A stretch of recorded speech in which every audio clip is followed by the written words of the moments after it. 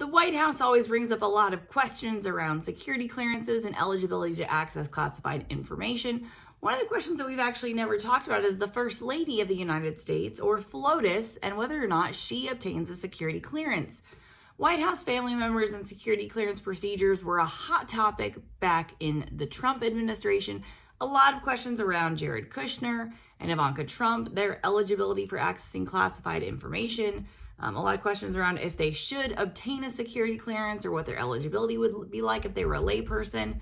What came up a lot then was the fact that because of their close connection to the White House and because the president is the ultimate executive authority around classification guidelines, he can really at any point he wants to read in anyone he wants to into a classified program, whether or not they actually obtain a traditional security clearance or not. This also comes up with elected officials who do not go through a typical background investigation process at all. That should probably make you nervous, but none of those people would pass anyway, right? No. So they don't go through the typical background investigation process. They are able to access classified information based on the fact that they are voted into office. The idea being, issues of reliability and trustworthiness should have been addressed through the election cycle process. So once they are in office, they are able to access classified information. Should only be based on need to know, but I know, like I say, if an elected official reaches out for classified information, often they're going to get it. So, First Ladies and security clearances, no, the First Lady of the United States does not go through a background investigation process. Yes, she is going to know classified information because in many instances, his or her spouse's travel details would be considered classified. So a presidential spouse is going to have access to classified information. Are they typically the recipient of classified information? No. Are they going to be in the room sometimes when a president receives classified information? Absolutely. So they certainly have access to classified information. No, they don't have a quote unquote security clearance the way you or me would.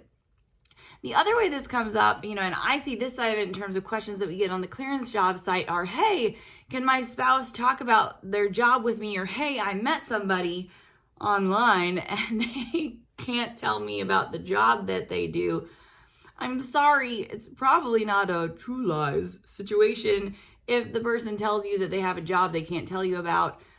Typically, most people working in a classified environment can certainly tell you a job title or tell you some limited information. Yes, there are going to be things that they are not going to talk about with you as a spouse if you don't have a security clearance, but it's typically not going to come up early in a relationship if somebody's like, hey, I have a very sensitive job that I can't tell you the details about. It might be time to move along. So spouses and access to classified information.